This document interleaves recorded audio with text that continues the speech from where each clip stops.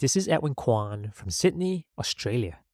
The JavaScript NPM registry has a manifest confusion vulnerability which can allow the installation and execution of malicious files without the user's knowledge. The attackers can do this by including a dependency that won't show up on the NPM website, but it will be installed by the command line installer. This software supply chain vulnerability is due to the NPM public registry not validating manifest information with the contents of the package tarball. There's an assumption that the contents of the manifest and the tarball are consistent. As a result of this, any tools using the public registry are susceptible to exploitation.